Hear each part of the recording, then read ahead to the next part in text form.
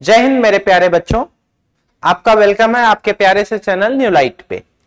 अब देखिए, आपको पता है मेरे प्यारे बच्चों कि हमारे रिस्पेक्टेड सिंह सर की फोटो आपके सामने लगी हुई है और अगर आपको इनसे जल्द मिलना है तो जल्द से जल्द आप मेडिकल कॉलेज में एंट्री करें।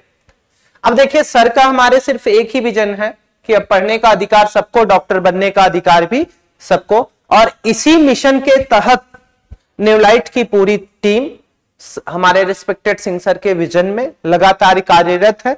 और उसी सिलसिले में आपकी रैंक, हमारे यहाँ कई टेस्ट सीरीज चलती है। पहला तो आप नीट क्वालिफाई कर पाए, एफएसटी।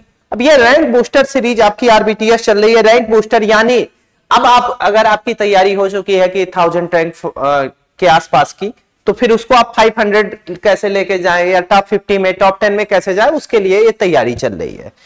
तो मेरे प्यारे बच्चों, आज आपका पेपर भी था, पेपर बहुत अच्छा गया होगा क्योंकि पेपर यहां का जो भी बनता है that is exactly based on NCERT. और उसी चीज की चलिए हम लोग बात करते हैं। With increase in temperature the viscosity of liquid and gas, viscosity of liquid and gas respectively. अब देखो ये कह रहा है विथ इंक्रीज इन टेम्परेचर, तो अब थोड़ा सा इस क्वेश्चन को हम लोग थियरेटिकली डिस्कस करेंगे। थियरेटिकली डिस्कस अगर रहेगा तो ये थोड़ा सा समझना ज्यादा आसान रहता है।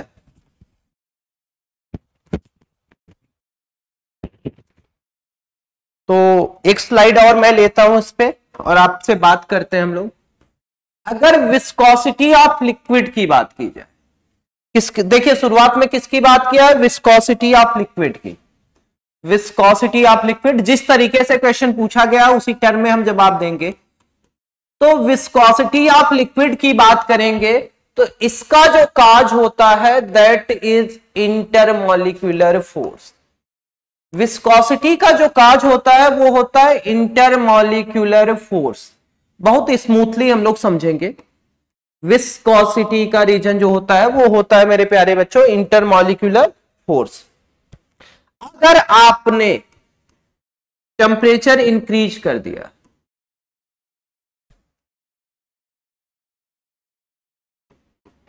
अगर आपने इंक्रीज कर दिया टेम्परेचर, इंक्रीज इन टेम्परेचर, अगर आपने टेम्परेचर बढ़ा दिया तो इसका मतलब यह है कि काइनेटिक एनर्जी क्या होगी, बढ़ेगी। Molecules acquire high energy. अगर वो हाई एनर्जी गेन कर लेंगे, अब उसकी एनर्जी ज्यादा हो गई तो सीधा मतलब है कि उसकी स्टेबिलिटी क्या हुई, कम हुई। और जब स्टेबिलिटी कम हो गई तो यहां से हम फाइनल रिजल्ट बता सकते हैं कि सर विस्कोसिटी बढ़ाने की वजह से इंटरमॉलिक्यूलर फोर्स वीक होगा। Intermolecular force,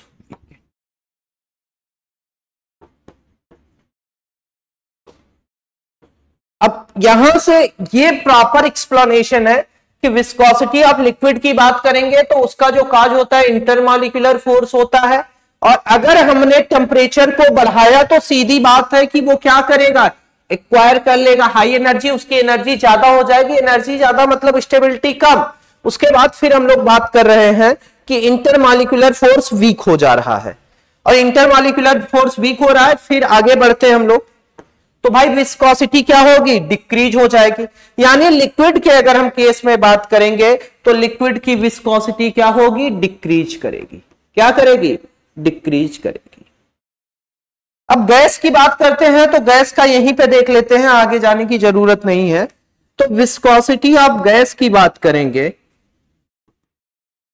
viscosity of gas की बात करेंगे तो इसका जो रीजन होता है वो होता है, कॉज जो होता है that is collision between gas molecule। Viscosity का जो रीजन होता है वो होता है कोलिजन किसके बीच में, गैस मॉलिक्यूल्स के बीच में। गैस मॉलिक्यूल का अगर कोलिजन हो रहा है, बार बार वो टकरा रहे हैं, आप एनर्जी बढ़ाओगे तो उसकी थर्मल काइनेटिक एनर्जी बढ़ेगी। थर्मल काइनेटिक एनर्जी बढ़ने का मतलब कोलिजन बढ़ गया। अगर आपने विस्कोसिटी ऑफ गैस की बात की तो इंक्रीज इन टेम्परेचर, अगर यहां आपने बोला सर की इंक्रीज हो रहा है टेम्परेचर में, तो इसका सीधा मतलब more thermal kinetic energy, thermal kinetic energy बढ़ी और थर्मल काइनेटिक एनर्जी बढ़ी यानी भाई collision increase, collision among molecules increases, molecules के बीच में कोलिजन इंक्रीज कर जाएगा, बढ़ जाएगा। तो इस तरीके से हम लोग बोल सकते हैं कि विस्कोसिटी ऑफ लिक्विड क्या करेगी, डिक्रीज करेगी, लेकिन जब गैस की बात करेंगे तो गैस क्या करेगा, इंक्रीज करेगा। किसी भी क्वेश्चन को समझने का सबसे अच्छा, अब देखो ऑप्शन देखिए, लिक्विड इंक्रीज गलत, लिक्विड इंक्रीज गलत, liquid decrease and gas increase, जी हां तीसरा ऑप्शन। बहुत प्यारा क्वेश्चन था और समझने लायक क्वेश्चन था मेरे प्यारे बच्चों। अब आगे बढ़ते हैं हम लोग अगले क्वेश्चन की तरफ। When a steel ball is dropped in oil, the balls attain a constant velocity. After some time, the ball stop. The speed of ball will keep on increasing. None of them. अब देखिए इस question को थोड़ा सा हम लोग प्यार से समझते हैं। देखिए इसको थोड़ा सा डायग्राम से हम लोग समझने की कोशिश करते हैं। इसके अंदर मान लेते हैं हम लोग कि लिक्विड भरा हुआ है, इसके अंदर क्या भरा हुआ है, लिक्विड, लिक्विड ही फिल कर रहे हैं हम लोग।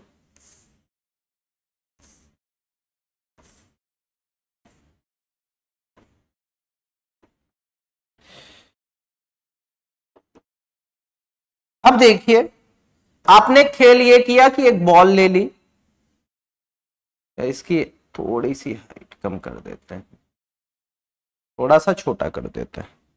अब देखिए आपने कोई एक बॉल ले ली है spherical,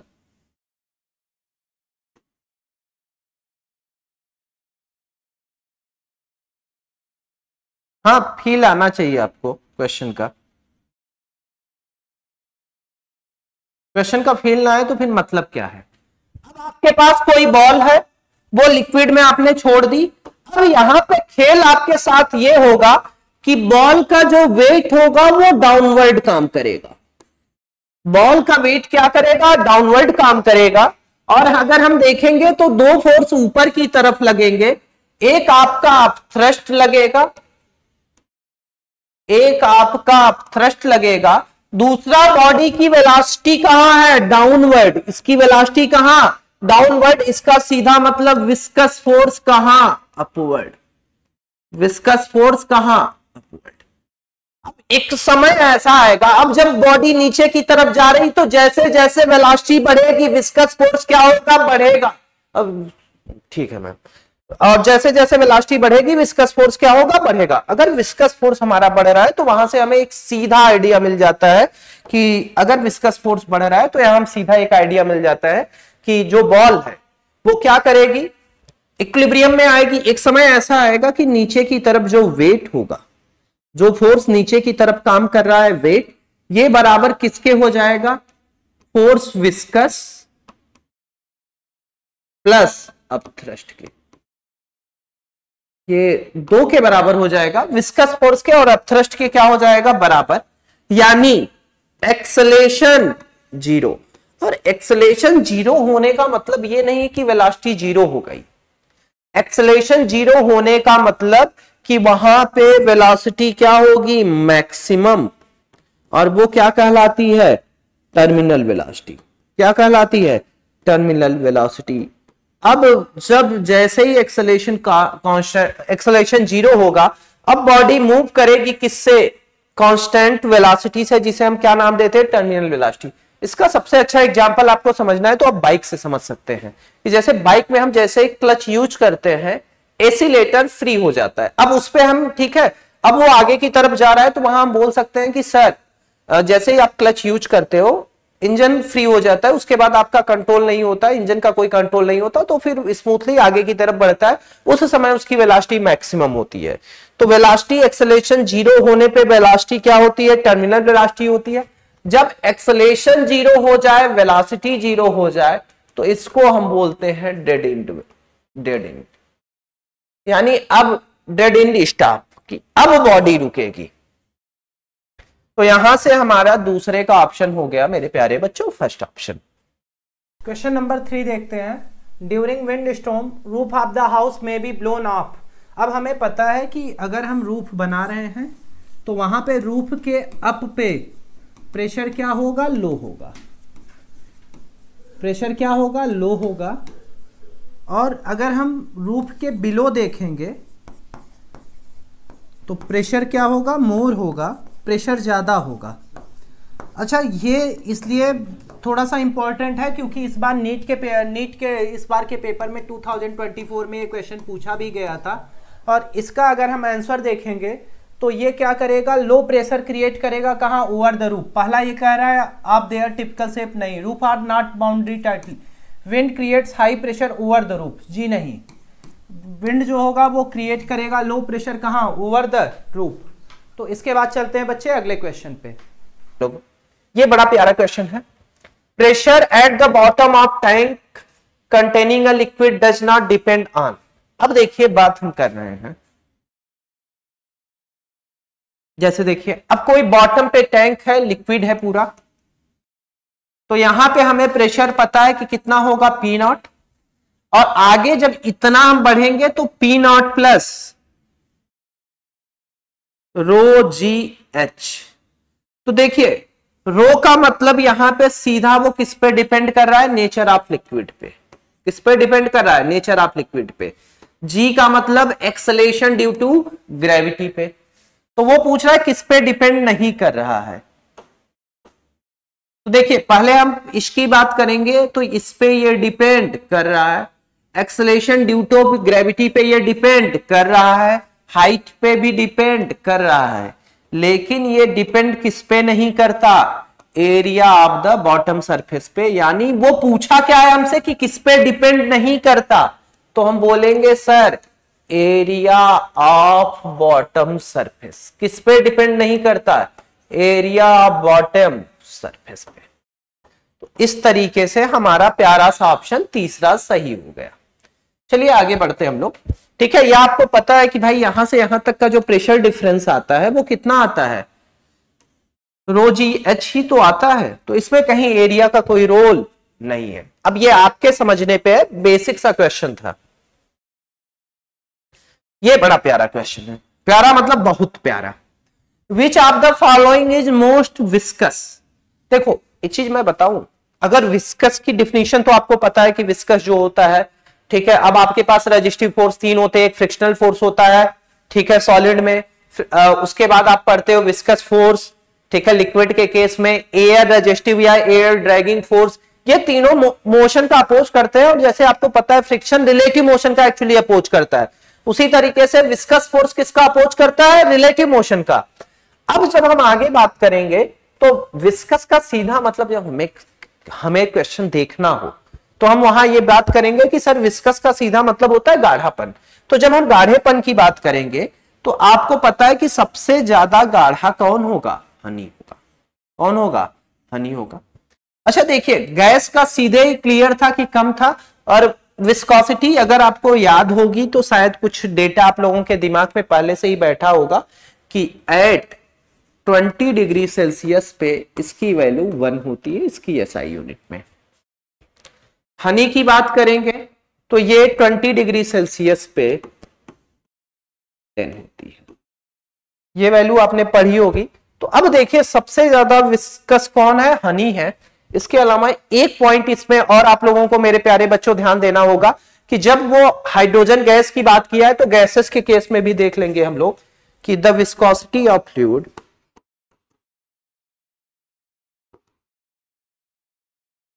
the viscosity of fluid is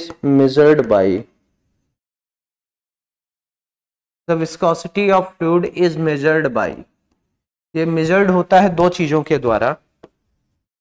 या तो इसको नाम आप दे दो, एक प्यारा सा नाम दे सकते हो विस्कोमीटर, और रियोमीटर। इसे हम विस्कोमीटर नाम दे सकते हैं या रियोमीटर दे सकते हैं। इसके बाद की जो लाइन मैं लिख रहा हूं वो बहुत इंपॉर्टेंट लाइन है मेरे प्यारे बच्चों कि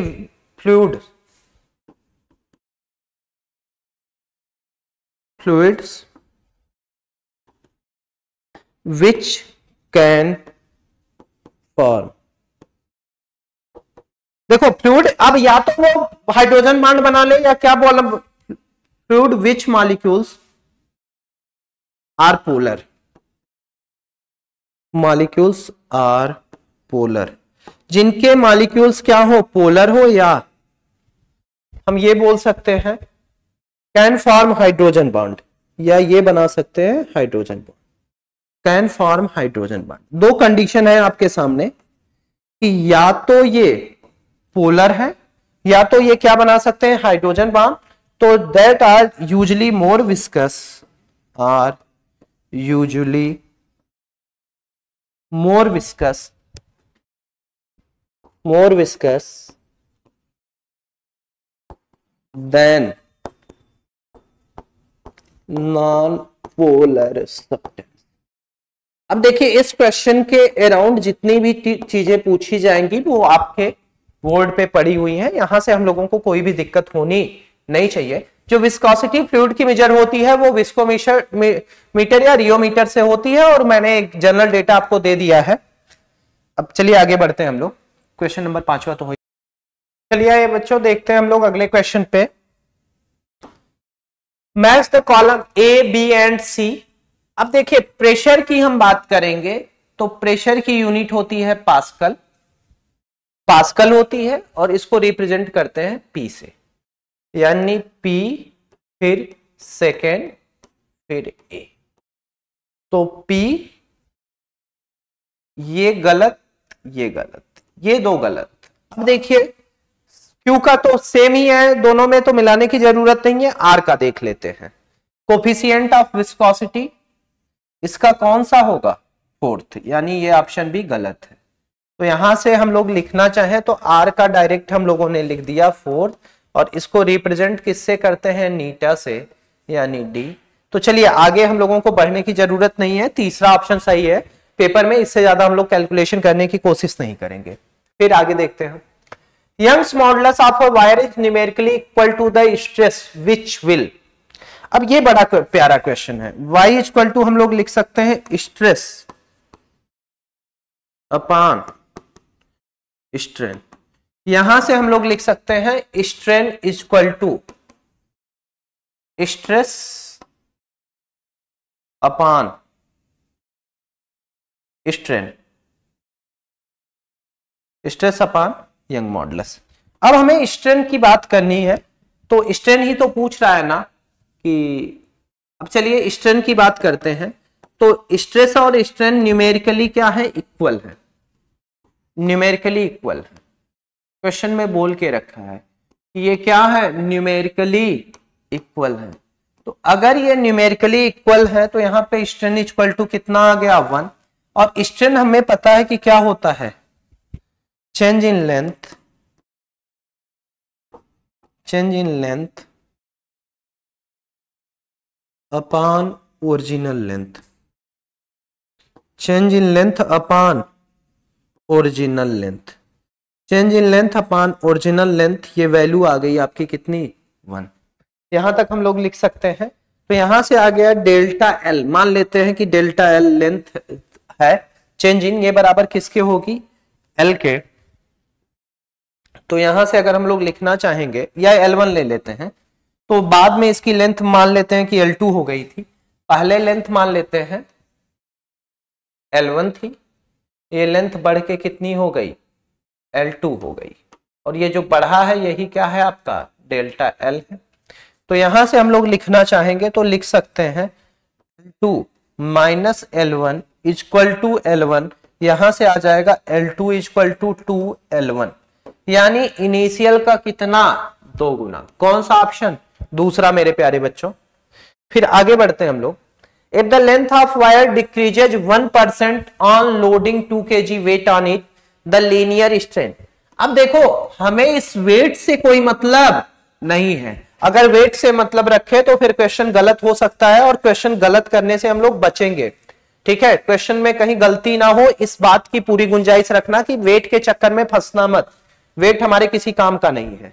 तो लीनियर स्ट्रेन इक्वल टू हम लोग लिख सकते हैं, linear strain equal to change in length,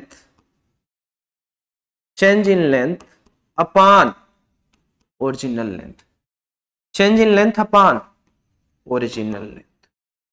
इसे हम लोग कुछ ऐसे लिख सकते हैं कि change in length upon original length. ये किसकी बात कर रहे हैं हम लोग? लीनियर स्ट्रेंथ की। अब देखिए यहां पे अगर हम देखें तो 1% ये डिक्रीज हो रहा है, तो हमें साइन से मतलब नहीं है। 1% का मतलब कितना? 1 घटा होगा। चेंज कितना हुआ? 1 का, और टोटल हम मान लेते हैं कितना था? 100 था, तो यहां से ये वैल्यू आ जाएगी 0.01। ज्यादा इसमें ब्रेन यूज करने की कोई जरूरत नहीं थी। आगे बढ़ते हैं। A spherical ball is compressed by 0.1%। अब ये क्वेश्चन थोड़ा सा प्यारा है। When a pressure of 100 atmosphere.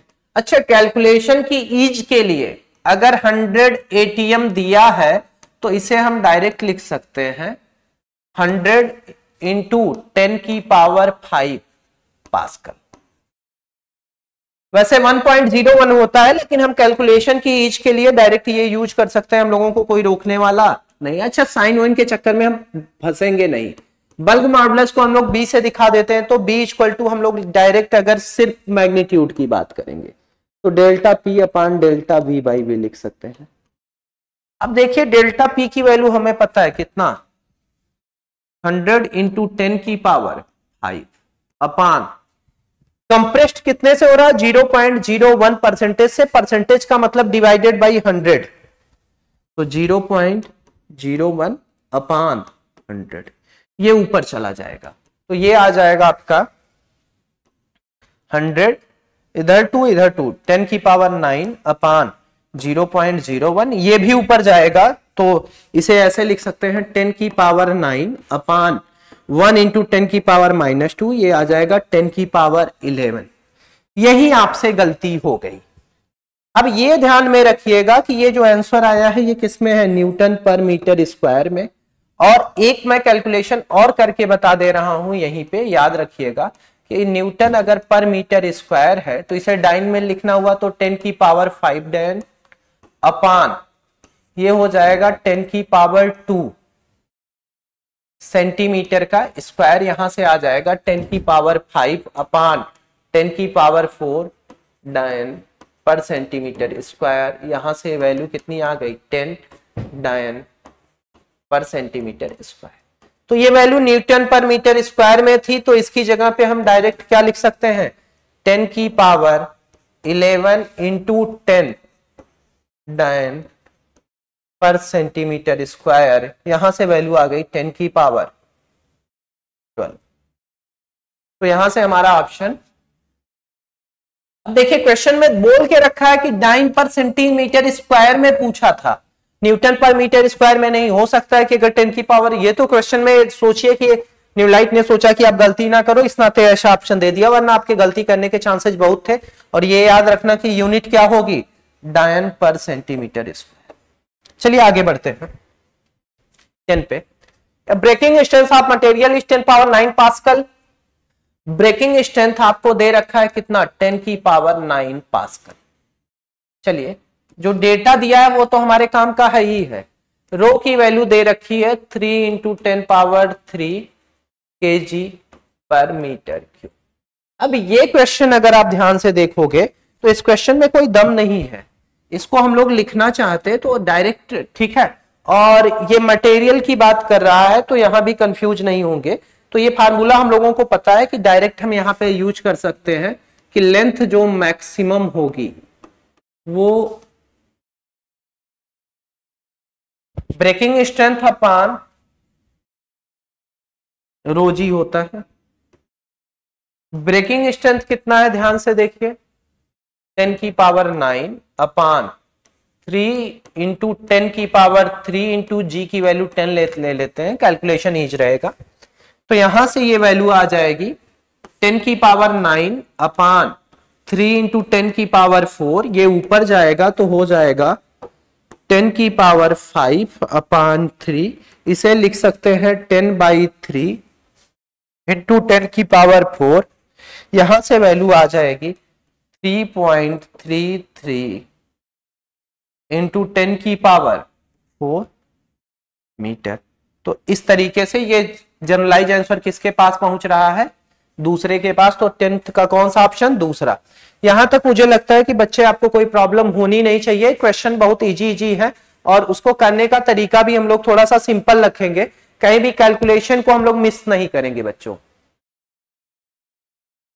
अब देखिए इस क्वेश्चन को पढ़ते हैं। 2 wires made of same material and have same volume, however wire 1 has cross sectional area A, दूसरे के पास कितना है? 3a।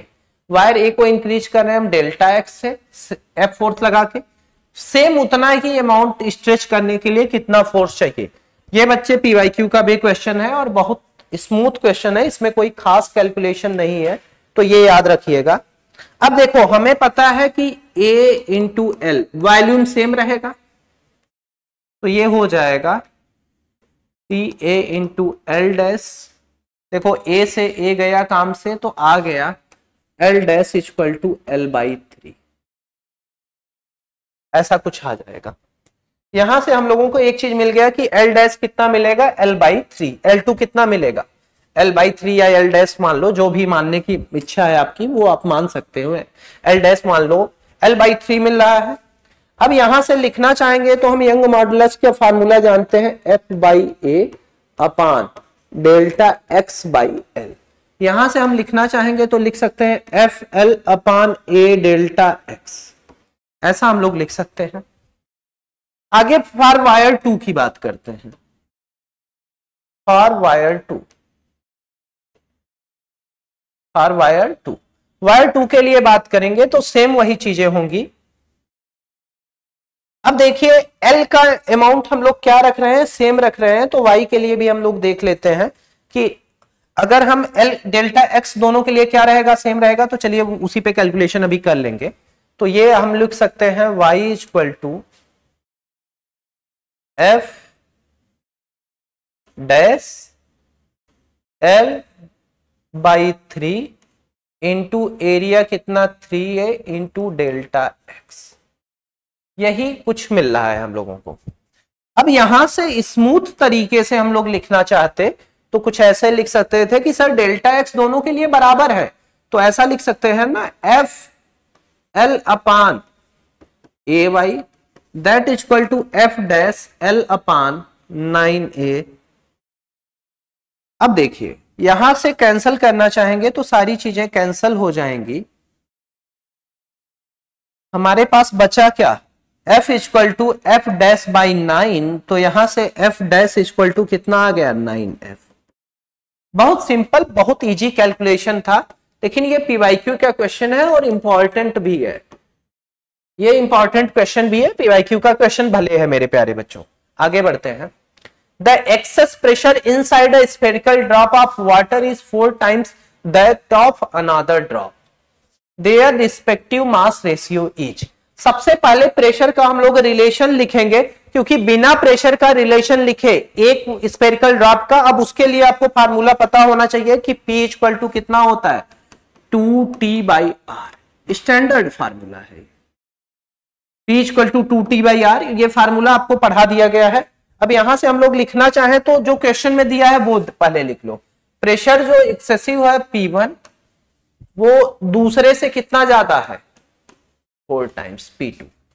यानी अब कैलकुलेशन का खेल आपके पास बच रहा है। अब यहां से हम लोग लिखना चाहें तो ये ऐसे लिखा जा सकता है 2T/R1 that equal to 4 into 2T/,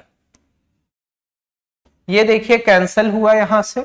अब यहां से हम लोग लिखना चाहेंगे तो ऐसा लिख सकते हैं कि क्रॉस मल्टीप्लीकेशन ले लें, तो R2 इक्वल टू 4R1। यहां तक किसी को कोई समस्या होनी नहीं चाहिए। अब देखिए M1 अपान M2 अगर मुझे लिखना भी हुआ तो मैं इसको लिख सकता हूं डेंसिटी इंटू वॉल्यूम, डेंसिटी दोनों की सेम, इंटू V1 अपान डेंसिटी इंटू V2। डेंसिटी से डेंसिटी कैंसिल हो गया। वॉल्यूम की बात करेंगे 4/3 पाई R1 का क्यूब अपान 4/3 पाई R2 का क्यूब। ये 4/3 पाई से 4/3 पाई कैंसिल, यहां पे लिख सकते हैं R1/R2 की पावर 3। यहां से ये वैल्यू अगर हम लिखेंगे एग्जैक्ट तो आ जाएगा 1 अपान यहां पे R1 अपान 4R1 की पावर 3, R1 से R1 गयो काम से, तो ये आ गया 1 अपान 4 की पावर 3, यहां से आ जाएगा 1 अपान 64। एक ही ऑप्शन ही है चौथा। बहुत प्यारा क्वेश्चन था बच्चे, और इस तरीके के क्वेश्चन जब भी मिलेंगे तो हम लोग एंजॉय करेंगे, खुश हो जाएंगे कि सर बहुत प्यारा क्वेश्चन था। अब चलिए आगे बढ़ते हैं। The area of cross section 10 power minus 6 metre square. A की वैल्यू दे रखा है 10 power minus 6 metre square. Length कितनी दे रखी है 0.1%, यानी लिख सकते हैं 0.1 बाई,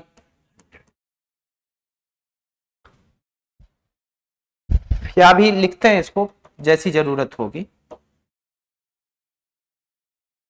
इसके बाद टेंशन जो प्रोड्यूस हुआ है F जो है यानी T, वो कितना दिया है 1000 न्यूटन, और Y आपसे पूछ रहा है।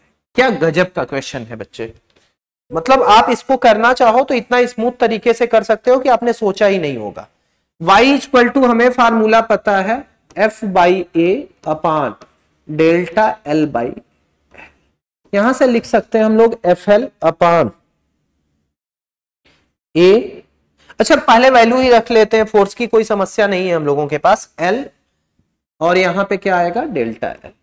F की वैल्यू हम लोग कितना रख सकते हैं 1000 है, सॉरी 1000 है, 10 की पावर 3 इंटू L हमें पता है कितना ले ले 1 अपान एरिया कितना 10 की पावर माइनस 6 इंटू लेंथ कितना 0.1। अब थोड़ा सा कैलकुलेशन में आप लोग ध्यान दीजिएगा कि जब हम इसको 0.1 लिखेंगे तो इसे हम क्या लिख सकते हैं, और 0.1 बाई 100 जरूरत पड़ेगी। चलिए 100 और ये 0.1। अब यहां से y की वैल्यू हमें लिखनी हुई, तो अब ये कैलकुलेशन थोड़ा सा इजी हो जाएगा हम लोगों के लिए। ये आ जाएगा 10 की पावर 5 ऊपर की तरफ, ये कितना हो जाएगा 10 की पावर माइनस 7, ये ऊपर आएगा 10 की पावर 5 प्लस 7, यानी 10 की पावर 12 न्यूटन पर मीटर स्क्वायर। गजब का क्वेश्चन था बच्चे, एक लाइन में हो गया 13, इसमें कोई कैलकुलेशन खास नहीं थी। आगे बढ़ते हम लोग। The stress versus strain graph for two materials A and B are shown in figure. Y A and B, हाँ देखिए हमें पता है कि स्लोप बराबर m equal to tan theta, ये बराबर यहां पे हम डायरेक्ट क्या लिख सकते हैं dy बाई dx या y बाई x ले लो, कोई समस्या नहीं है, स्ट्रेट लाइन है पूरे। अब देखिए वास्तव में अब y को हम लिखेंगे तो y क्या है स्ट्रेस है, अपान दूसरा x एक्सिस पे कौन है स्ट्रेन है, ये बराबर tan थीटा के, और एक्चुअली यही यंग मॉडुलस है। स्ट्रेस अपान स्ट्रेन ही क्या होता है यंग मॉडुलस होता है। तो यहां से अगर मैं लिखना चाहूंगा कि Y A upon Y B, ऐसा मैंने लिखने की कोशिश की, तो यंग मॉडुलस ए का, तो ए कितना एंगल बना रहा है 60, यानी tan 60 डिग्री अपान tan 30 डिग्री, ऐसा कुछ लिखना पड़ेगा। अब tan 30 की वैल्यू अगर हम रखना भी चाहे यहां से, तो √3 अपान 1 बाई √3, ये सबसे ऊपर जाएगा तो कितना आ गया 3/1। यहां से अगर मैं लिखना चाहूंगा तो cross multiplication Y A upon Y B that equal to 3/1, तो यहां से वाई ए इक्वल टू कितना आ गया 3yb, Y A equal to कितना आ गया 3yb। तो इस तरीके से 14 का ऑप्शन कौन सा हो गया चौथा। बहुत प्यारा क्वेश्चन था ग्राफ पे based. A square frame of side L is dipped in the liquid on taking out a membrane is formed. If the surface tension of liquid is T, the force acting on the frame. अब देखिए frame कैसा है आपका square frame है, कैसा है square frame है। तो अब इसका जो देखेंगे टोटल साइड कितनी है, टोटल साइड कितनी है 4। अब हमें पता है कि जब हम उसको पानी के बाहर लेके जाएंगे, इस फ्रेम को सोचिए पानी के बाहर लेके जा रहे हैं, तो एक ऊपर की तरफ फिल्म बनेगी, एक कहां बनेगी पीछे की तरफ, यानी टोटल साइड कितने काम करेंगे 4। तो फोर्स हमें निकालना होगा तो force by tension surface tension की बात करेंगे, फोर्स पर यूनिट लेंथ होता है। तो यहां पे टेंशन तो टी रहेगा, लेकिन साइड कितनी है भाई, एक साइड की लेंथ एल है, तो ऊपर की तरफ 4, 4 ही नीचे की तरफ, तो कितना हो जाएगा ATL, यानी ATL। बहुत प्यारा क्वेश्चन है। आगे बढ़ते हैं। The bulk modulus of an ideal rigid substance is, बहुत प्यारा क्वेश्चन है बच्चे। बी, अगर हम बात करेंगे बल्क मॉडुलस की, तो आप देखिए हमें पता है कि फार्मूला इसका हम लोग डायरेक्ट लिख सकते हैं बी का, -P upon delta B by B, या यहां पे लिखना भी चाहो तो माइनस ये ले लो, -ΔP ही ले लो, ऐसा लिख सकते हैं। अब परफेक्टली अगर रिजिड सब्सटेंस है, तो रिजिड सब्सटेंस की हम बात करेंगे तो यहां से हम बोल सकते हैं कि सर ये डेल्टा V बाई वी की वैल्यू कितनी आएगी 0, क्योंकि वो रिजिड है। तो यहां से बीटा की वैल्यू कितनी आ गई -ΔP बाई 0, ये वैल्यू कितनी आ गई इनफाइनाइट। तो कितना हो गया इनफाइनाइट। बहुत प्यारा क्वेश्चन था, और इसमें कुछ अलग से हम लोगों को करने की जरूरत नहीं है।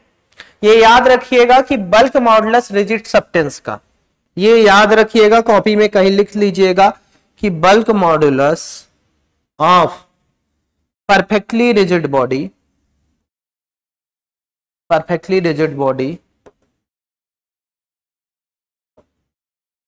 Is infinite. चलिए आगे बढ़ते हैं। On addition of NaCl in water, अब देखो दोनों पोलर हैं, आपका NaCl भी कैसा है पोलर है, वाटर भी कैसा है पोलर है, और पूछ रहा है कि सरफेस टेंशन क्या होगा। तो एडिशन ऑफ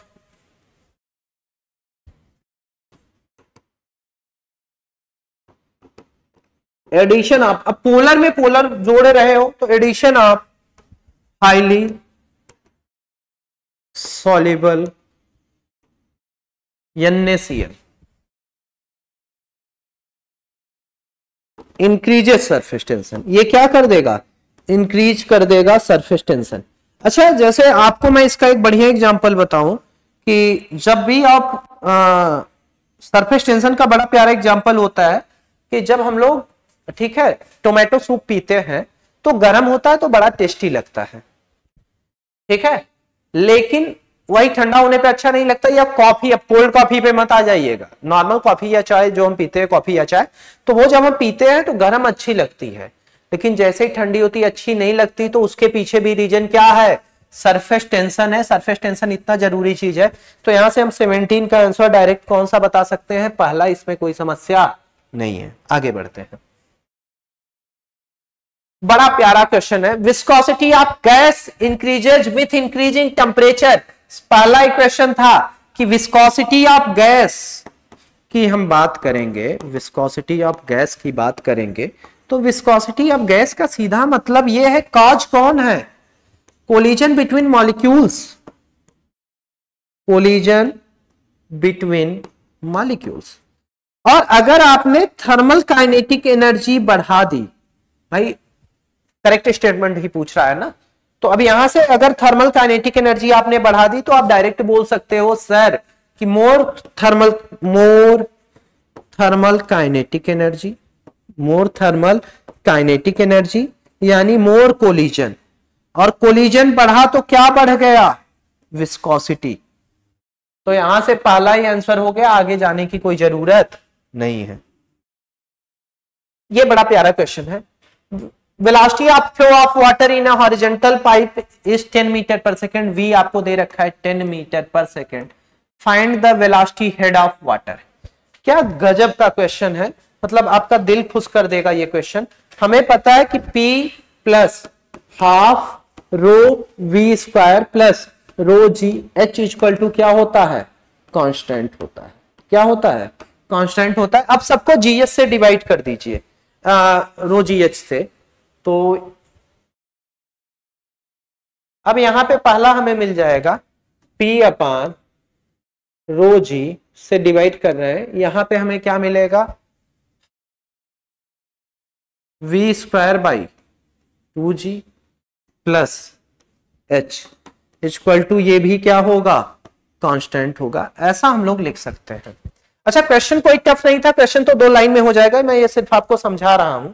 तो यहां पे P अपान रो जी क्या है, प्रेशर हेड है। ये क्या है आपका, प्रेशर हेड। और वास्तव में ये एनर्जी पर यूनिट वेट दे रहा है। ये जो कांस्टेंट दे रहा है ये क्या है, एनर्जी पर यूनिट वेट। चलिए, इसकी वैसे जरूरत नहीं थी, मैं बता रहा हूं अलग से बस। अब प्रेशर हेड है, ये आपका वेलोसिटी हेड है, ये आपका वेलोसिटी हेड है। हैंडराइटिंग मैंने थोड़ी सी बड़ी इसलिए रखी है क्योंकि आपको थोड़ा सा देखने में मोबाइल स्क्रीन में ज्यादा दिक्कत ना हो। और एच जो होता है ये ग्रेविटेशनल हेड बोलते हैं कुछ लोग, इसको ग्रेविटेशनल हेड बोलते हैं कुछ लोग। अच्छा, जो बोला जाता है उसे बोलने में हमें कोई दिक्कत नहीं है, हम ग्रेविटेशनल हेड बोल सकते हैं, या इसी को कुछ लोग पोटेंशियल हेड बोलते हैं, उसके लिए भी हमें कोई ऑब्जेक्शन नहीं है। या इसी को और क्या बोल सकते हैं, पोटेंशियल हेड। अब देखिए मेरे प्यारे बच्चों, अब हमें पता है कि वो हमसे पूछ रहा है वेलोसिटी हेड, क्या पूछ रहा है, वेलोसिटी हेड। क्वेश्चन बस इतना ही था। वेलोसिटी हेड इक्वल टू हम लोग क्या लिख सकते हैं, वी स्क्वायर बाई 2g, यानी कितने का स्क्वायर, 10 का स्क्वायर अपान 20, ये आ जाएगा 100 बाई 20, कट के कितना आ गया, 5 मीटर। यूनिट पे ध्यान दीजिएगा, 5 मीटर। तो 19 का आंसर पहला हो गया। मैंने थोड़ा सा इसको समझाया इसलिए आपको कि हो सकता है कि आज वेलोसिटी हेड पूछा गया, कल प्रेशर देके प्रेशर हेड या एच, ये कुछ भी पूछा जा सकता है, तो उसमें हमें कंफ्यूजन ना हो। तो मेरे प्यारे बच्चों आगे बढ़ते हैं। इसमें थोड़ी सी यूनिट रखने में दिक्कत हो गई है, हम लोग सॉल्व करेंगे। यूनिट का करेक्शन आपको पेपर में करवा दिया जाएगा बच्चे, उसके लिए परेशान नहीं होना। A tank 5 metre high is half filled with water and then filled top with oil. अब देखिए क्वेश्चन थोड़ा सा समझने की कोशिश करते हैं स्मूथ वे से। एक कोई टैंक है जिसकी हाइट कितनी है, 5 मीटर। इसमें शुरुआत में हम क्या भर रहे हैं, वाटर। शुरुआत में बॉटम की तरफ क्या है, वाटर। और वाटर की डेंसिटी हमें पता है कि वाटर की डेंसिटी कितनी होगी, ये आपका वाटर है। और इसकी डेंसिटी जो होगी, डेंसिटी ऑफ वाटर 1 ग्राम पर सेंटीमीटर क्यूब, 1 ग्राम पर सेंटीमीटर क्यूब है। ऊपर की तरफ हमने इस पे प्यारा सा ऑयल फिल कर दिया। क्या फिल कर दिया, ऑयल। ऑयल भी फिल कर लेने में हम लोगों को कोई समस्या नहीं है। प्यारा सा ऑयल फिल कर रहे हैं।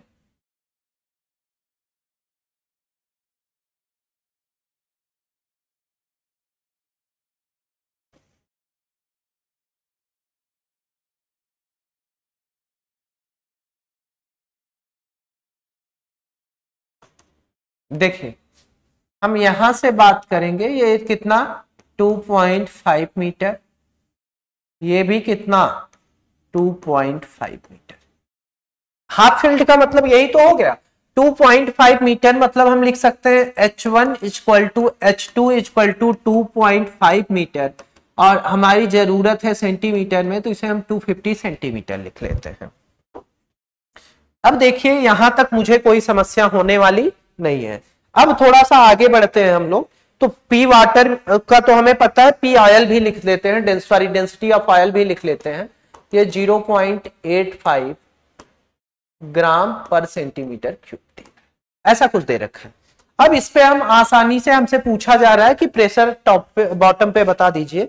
तो प्रेशर अगर बॉटम पे बताना है तो हम डायरेक्ट लिख सकते हैं ρ1 H1 G प्लस ρ2 H2G, ऐसा लिखा जा सकता है। P इक्वल टू ρ1 और ρ2 H1 H2। तो ρ1 हमारे पास कितना है, शुरुआत में वाटर का ही ले लेते हैं, तो 1 इंटू 250 प्लस अगला लेते हैं 0.85 इंटू 250G, ऐसा कुछ लिख सकते हैं। तो यहां से P इक्वल टू हमारा आ जाएगा, 250 को कॉमन ले ले तो ये आ जाएगा 1.85G। अब 250 में 1.85 का मल्टीप्लाई करेंगे तो ये 462.5 जी आ जाएगा। अच्छा, ये जो यूनिट आ रही है ना, ये डायन पर सेंटीमीटर स्क्वायर में आ रही है, इसको जैसे ही हम बदलेंगे तो ये आपका कन्वर्ट हो जाएगा 462 ग्राम वेट अपान सेंटीमीटर स्क्वायर। तो हल्का सा यूनिट में दिक्कत हो गई है बच्चे, टाइपिंग मिस्टेक है, वो इतना मत वो कंसीडर करना। आगे बढ़ते हैं हम लोग। The viscous force on a body falling under gravity in viscous fluid is, भाई हमें पता है कि एफ विस्कस हमारा जो होता है वो कितना आता है, -6 पाई ईटा आर वी। तो यहां से हम डायरेक्ट एफ का मैग्नीट्यूड की बात करेंगे तो आ जाएगा 6 पाई नीटा आर वी। ये बताएगा कि हमेशा क्या होगा, अपोज होगा मोशन का, in opposite direction of velocity, in opposite direction of velocity. यही तो आपका प्यारा सा स्टोक्स लॉ। यहां तक हमें कोई समस्या होने वाली नहीं है। आगे बढ़ते हैं हम लोग। ये बड़ा प्यारा क्वेश्चन है। Incompressible liquid flows through a horizontal tube as shown in figure, the velocity v। अब देखिए हमें पता है कि यहां पे हम क्या लगाते हैं, law of conservation of mass लगा सकते हो, कोई दिक्कत नहीं है। Law of conservation of mass ये सिर्फ फेल होता था केमिस्ट्री के अकॉर्डिंग, न्यूक्लियर रिएक्शन में हमारे अकॉर्डिंग हम लोग H=mc² पढ़ रखे हैं तो कहीं फेल नहीं होता। तो यहां से हम लोग लिख सकते हैं ये टोटल मास जो गया capital M, that is equal to m1 plus m2, direct लिखेंगे। अब यहां पे a भी लिख देंगे, AV1 that is equal to AV2 plus 2AV, जो दिया गया है उसको देखिए। a हर जगह से कैंसल आउट, आप कॉमन लेके कैंसल आउट करिएगा, मैं डायरेक्ट कर दे रहा हूं। V1 की वैल्यू 5 है, इक्वल टू V2 कितना है, 2 है, प्लस 2B। इसको इधर लेके आइए तो ये आ जाएगा डायरेक्ट 3 इक्वल टू 2B। यहां से आ गया V इक्वल टू 3/2 यानी 1.5 मीटर पर सेकेंड। तो ये चौथा ऑप्शन है। बहुत प्यारे क्वेश्चन है बच्चे, मतलब ये सोचिए कि चुन चुन के आपके लिए क्वेश्चन बनाए गए हैं कि आप एंजॉय कर सको पेपर को पूरा, और इस तरीके से इस पेपर को पूरा डिजाइन किया गया है ताकि आपको कोई तकलीफ ना हो।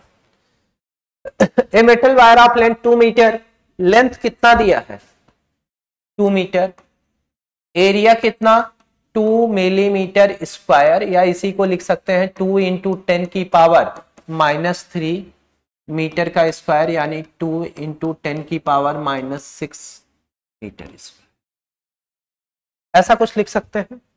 Calculate tensile stress by a force of force F equal to 100 Newton.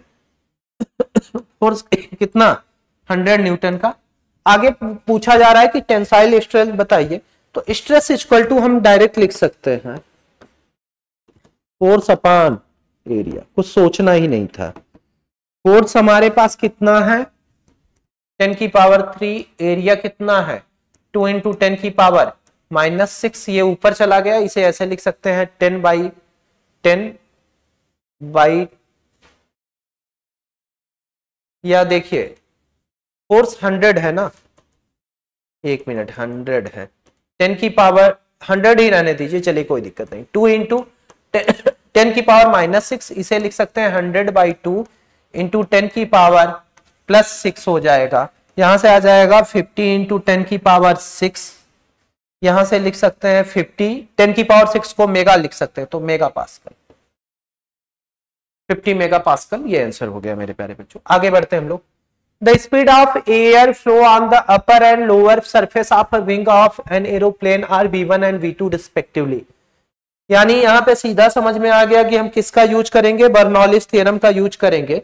तो अब देखिए बर्नौलिस थ्योरम का ये P1 प्लस P2, सॉरी एक का कर लेते हैं, हाफ रो V1 का square that is equal to half P2 plus half rho V2 का स्क्वायर। इसको इधर ले लीजिए तो P1 minus P2 that is equal to half rho V2 का स्क्वायर माइनस V1 का स्क्वायर। प्रभु इसको इधर लाएंगे तो ये साइन कैसी हो जाएगी, माइनस, इधर लाते ही ये साइन कैसी हो जाएगी, माइनस, तो P1 माइनस P2 ऐसा लिख सकते हैं। अब lift force the lift force.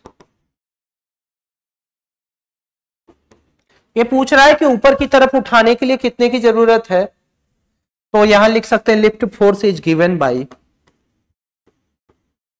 Product of, product लेना है आपको, प्रोडक्ट ऑफ दो चीजों का। भाई फोर्स है तो प्रेशर इनटू क्या होगा, एरिया। तो यहां ठीक है, pressure difference, pressure difference multiplied by area, pressure difference multiplied by area. यानी एफ लिफ्ट अगर मुझे लिखना हुआ तो बहुत आसान है लिखना। अब इसमें किसका मल्टीप्लाई कर दे, एरिया का, तो P1 माइनस P2 इंटू ए, जिसे बड़े प्यार से लिख सकते हैं हम लोग हाफ रो V2 का स्क्वायर माइनस V1 का स्क्वायर, उसके बाद क्या लिखेंगे, ए। बहुत ही सिंप्लीफाइड क्वेश्चन है। तो ऐसा कोई ऑप्शन हमारा, जी हाँ, तीसरा ऑप्शन है। अब ये क्वेश्चन लास्ट है but not least. A load of 25 kg weight is applied on a diameter 0.4 centimeter due to which its length increases from 100 centimeter to 10 centimeter है। अब पूछ रहा है कि आप बता दीजिए कि यंग मॉडुलस की वैल्यू कितनी होगी। पहले तो इसको केजी वेट को बदल लेंगे। तो देखो हमसे यंग मॉडुलस पूछा गया है तो ये डायरेक्ट लिख सकते हैं। अब देखो इसका हमें फार्मूला पता है, एफ एल अपान ए डेल्टा एल। फोर्स लिखना हुआ तो फोर्स 25 इंटू ग्राम वेट है, तो इसको जब एसआई में बदलेंगे तो कितने से मल्टीप्लाई करेंगे, 9.8। और शुरुआत में लेंथ कितना है, 100 सेंटीमीटर, इसे 1 मीटर लिख सकते हैं, इंटू 1 अपान एरिया। अगर हम लिखना चाहें तो डायामीटर कितना है, 0.4, तो यहां से रेडियस हम लिख सकते हैं 0.4 बाई 2, यानी 0.2 सेंटीमीटर, यानी इसे लिख सकते हैं 0.2 इंटू 10 की पावर -2 मीटर। मुझे लगता है कि ये कन्वर्जन आपको प्रॉब्लम नहीं देगा। अब चलिए एरिया लिखते हैं, पाई आर स्क्वायर लिखेंगे एरिया। एरिया क्या लिखेंगे, पाई आर स्क्वायर। तो लिखते हैं हम लोग पाई की वैल्यू 3.14, ये एरिया लिख रहे हैं 3.14 इंटू 0.2 इंटू 10 की पावर -2 का square into change in length. हमारा जो होगा वो चेंज इन लेंथ हम डायरेक्ट लिख सकते हैं। चेंज इन लेंथ कितना आएगा, डेल्टा एल की वैल्यू आएगी 102 माइनस 100 सेंटीमीटर, यानी 2 सेंटीमीटर। इसे लिख सकते हैं 2 इंटू 10 की पावर -2 मीटर, 2 इंटू 10 की पावर -2 मीटर। अब ये मेरे प्यारे बच्चों सिंपल सा कैलकुलेशन हो गया, और इसको अगर हम कैलकुलेट करेंगे तो ये वैल्यू आ जाएगी 9.75 इंटू 10 की पावर 8 न्यूटन पर मीटर स्क्वायर। और हमें अभी इसके पहले ही हम लोगों ने निकाला था कि 10 का मल्टीप्लाई कर देंगे तो ये बदल जाएगा 9.75 इंटू 10 की पावर 8 इंटू 10 डायन पर सेंटीमीटर स्क्वायर। यहां से हम लिखना चाहेंगे मेरे प्यारे बच्चों तो लिख सकते हैं 9.75 इंटू 10 की पावर 9 डायन पर सेंटीमीटर स्क्वायर, डायन पर सेंटीमीटर स्क्वायर। ये क्लियर हो गया मेरे प्यारे बच्चों। इसके बाद का जो 25 क्वेश्चन है वो हमारे, ठीक है, इंस्टीट्यूट के सबसे रिनाउंड टीचर हैं, ठीक है, उनका जितना हिंदी में कमांड है सब्जेक्ट पे उतना ही इंग्लिश पे भी है, फिजिक्स के।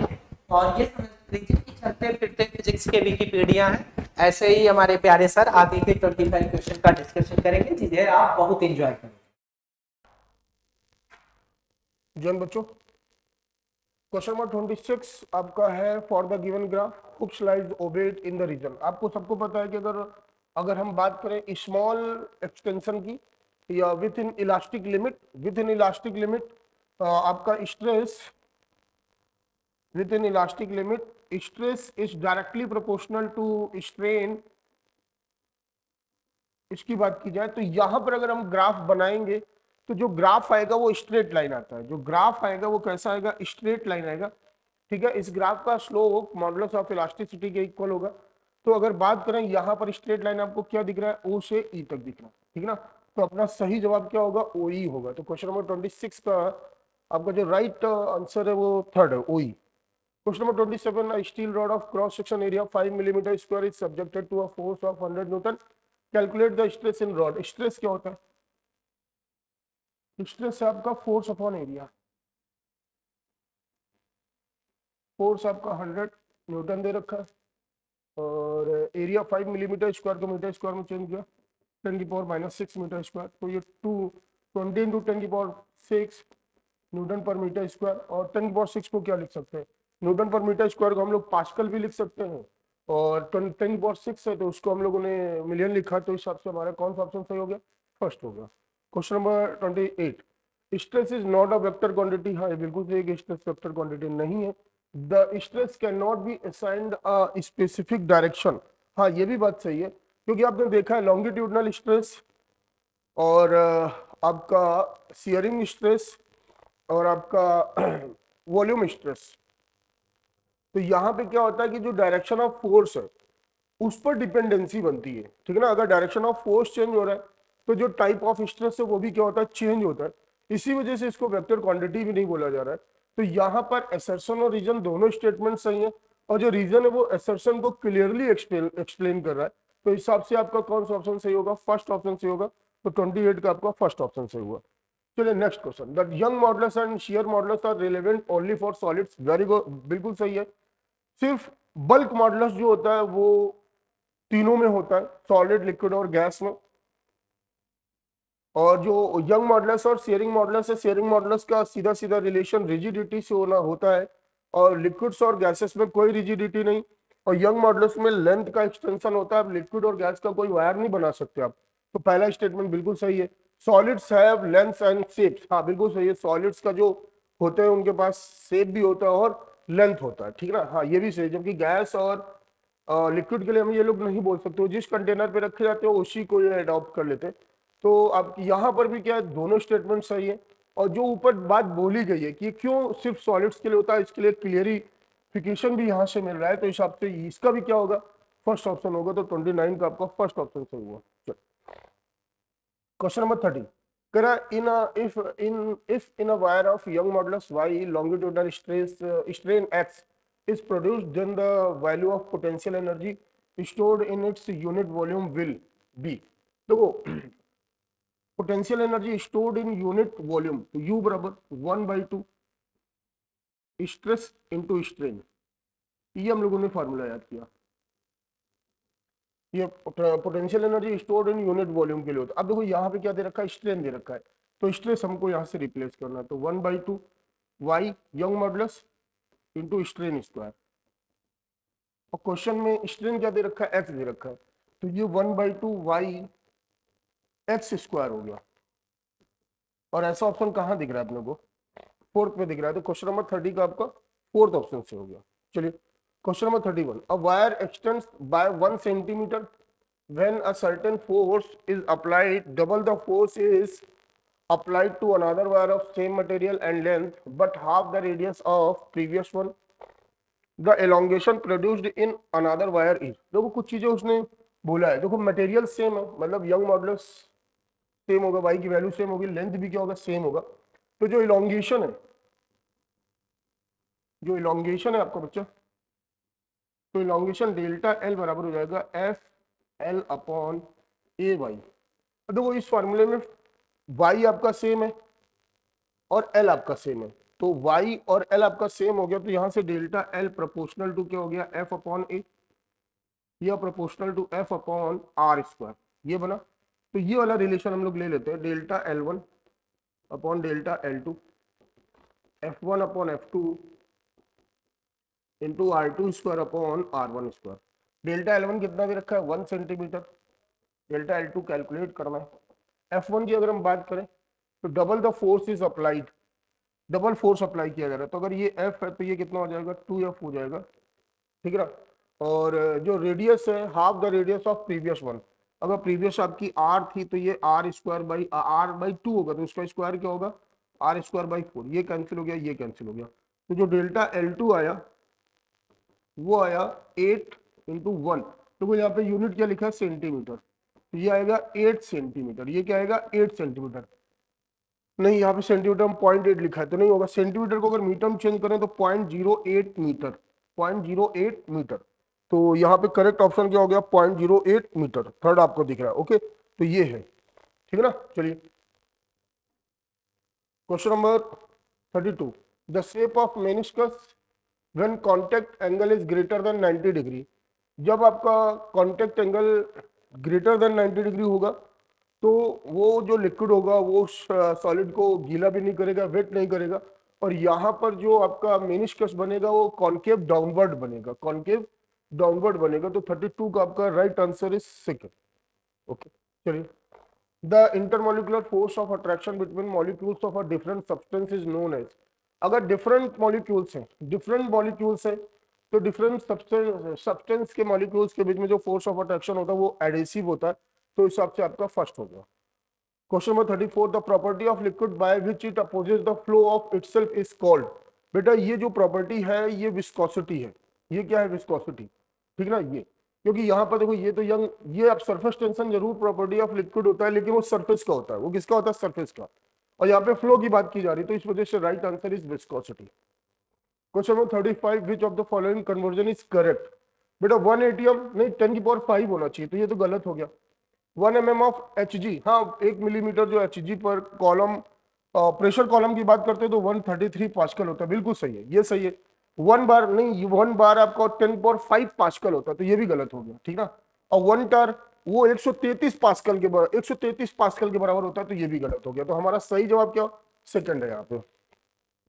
Question number 36, on heating one end of a rod, the temperature of whole rod will uniform when? The temperature of whole rod, the temperature of whole rod will uniform। तो temperature of whole rod की बात करें तो Q upon T Ka θ1 minus θ2 upon L, है ना। अब अगर हम बात करें यहाँ से θ1 minus θ2 बराबर Q L अपॉन टी के ए। अगर टेम्परेचर यूनिफॉर्म है तो यूनिफॉर्म टेम्परेचर के लिए θ1 माइनस θ2 बराबर क्या आएगा? 0 आएगा, क्योंकि θ1 बराबर θ2। अगर ये 0 आ रहा है तो बेटा देखो इनमें कोई भी 0 नहीं हो सकता, ठीक ना। सिर्फ के क्या हो सकता है? इनफाइनाइट हो सकता है। इस कंडीशन के लिए के की वैल्यू क्या होगी? इनफाइनाइट। अगर के को हम इधर लिख देते हैं Q L upon θ1 minus θ2 into A, तो θ1 माइनस θ2 क्या दे रखा है? 0 दे रखा है। बाकी जितने भी आपके सिंबल दे रखे वो 0 नहीं होंगे, तो के क्या हो गया? इनफाइनाइट। तो यूनिफॉर्म के लिए आपका जो कोफिशिएंट ऑफ थर्मल कंडक्टिविटी वो क्या होना चाहिए? इनफाइनाइट होना चाहिए। तो 36 का आपका फोर्थ ऑप्शन सही हुआ। चलिए the dimensional formula of thermal resistance. बेटा थर्मल रेजिस्टेंस आपने पढ़ा होगा R बराबर θ1 माइनस θ2 अपॉन एच। एक फार्मूला और भी पढ़ा L अपॉन के, लेकिन डायमेंशन निकालने के लिए ये थोड़ा बड़ा पड़ जाएगा, ठीक है। θ1 माइनस θ2 अपॉन एच। θ1 माइनस θ2 आपका डिग्री सेल्सियस, तो डायमेंशनल में हम लोग थीटा लिख देंगे। एच होता है हीट करंट, हीट करंट मतलब इसका यूनिट होता है क्यू अपॉन डी मतलब वॉट, और वॉट का अपने को याद है तो ये थीटा हो गया, और वॉट के हिसाब से लिख देंगे mL2 T-3। जब उसको हम सॉल्व करेंगे तो m-1 L-2 T3 थीटा। ये देख लेते हैं कहाँ पे दिख रहा है, m-1 L-2 T3 थीटा। ये मेरे को फर्स्ट ऑप्शन पे ही दिख गया। तो क्वेश्चन नंबर 37 का आपका फर्स्ट ऑप्शन सही हो गया। Question number 38, heat current is maximum in which of the following rods of identical dimension. देखो यहाँ पे सीधे सीधे बोला है कि जो थर्मल कंडक्टिविटी ऑफ कॉपर है, thermal conductivity of copper is greater than thermal conductivity of steel. जो बीच के दो फिगर दे रखे हैं वो एलॉय के लिए हैं, जबकि प्योर मेटल के लिए कंडक्टिविटी क्या होती है? ज्यादा होती है। तो यहाँ पर किस पे हीट करंट मैक्सिमम होगा? जिसका थर्मल कोफिशिएंट अधिक होगा, है ना। तो इस हिसाब से हमारा सही जवाब क्या होगा? फर्स्ट होगा। तो 38 का अपना सही जवाब क्या हो गया? फर्स्ट हो गया। चलिए आगे चलते हैं। The quantity of heat which crosses unit area of a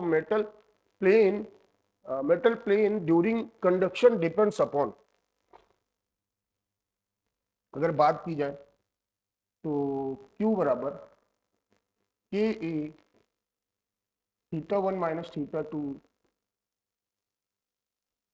T upon है, ये बन रहा है आपका। अगर यहां से देखें तो Q अपॉन ए के theta 1 minus theta 2 T upon, ठीक।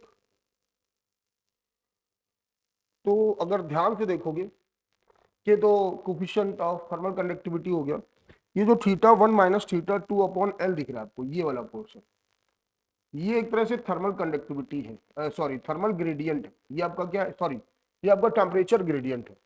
और टेम्परेचर ग्रेडियंट हमेशा सरफेस के क्या होता है, परपेंडिकुलर होता है। तो जो ये जो आपका क्वांटिटी ऑफ हीट है पर यूनिट एरिया, वो टेम्परेचर ग्रेडियंट पे डिपेंड करता है। किस पे डिपेंड करता है, टेम्परेचर ग्रेडियंट पे डिपेंड करता है, ठीक है ना। तो इस हिसाब से हमारा सही जवाब क्या होगा, सेकंड होगा। Question number 40, the coefficient of thermal conductivity of a metal depends upon.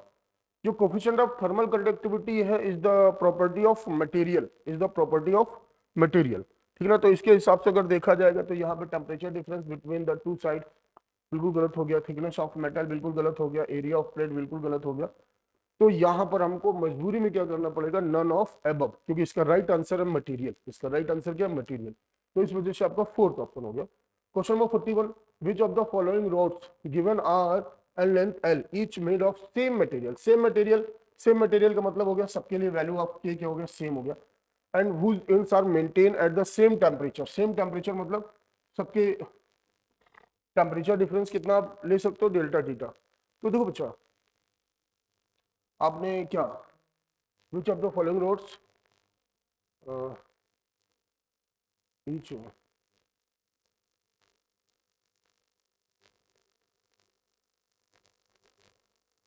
अच्छा मोस्ट हीट की बात कर रहे थे, क्यू बराबर के A delta theta T upon L. तो यहाँ से क्यू अपॉन टी क्या हो जाएगा, K pi r square delta theta upon L. एक बात सुनो, के कांस्टेंट, मटेरियल सेम है, पाई तो कांस्टेंट है, ये क्वेश्चन में डेल्टा टी भी दे रखा है। तो जो क्यू अपॉन टी होगा प्रोपोर्शनल टू क्या हो जाएगा, R square upon L.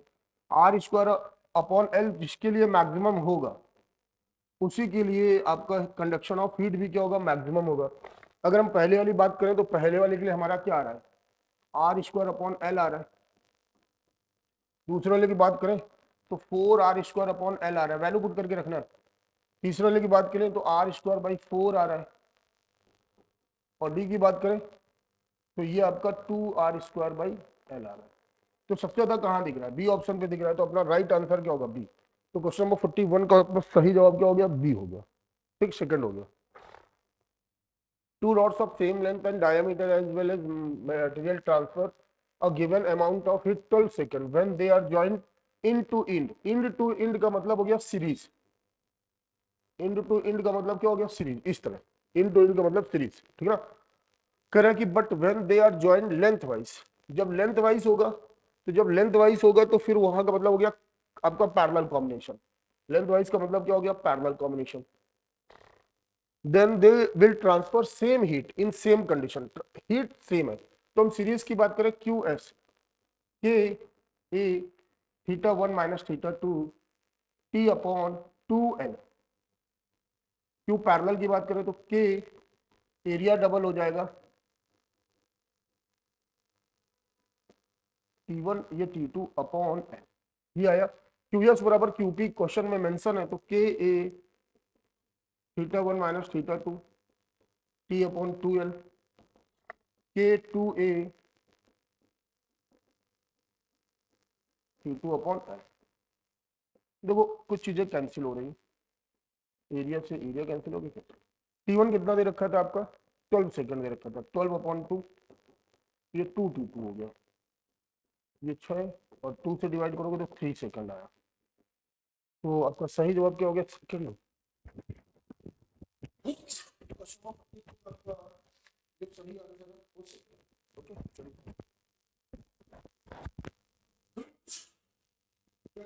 Cylindrical rod having length T1 and T2 at its end, the rate of flow of heat is Q1 calorie per second if all the linear dimensions are doubled keeping temperature constant. Then rate of, देखो ये चीज same है, material भी same है। तो अभी हम लोगों ने क्वेश्चन किया था Q upon T proportional to R square upon L, अभी किया था ना।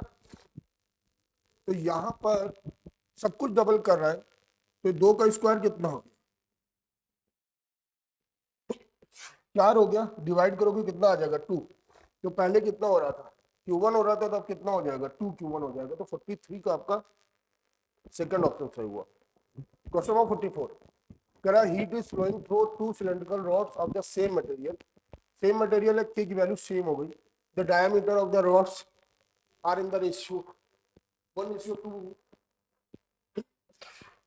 and length in the ratio 2:1. If the temperature difference between the end is same, then the ratio of rate of flow of heat, the rate of flow of heat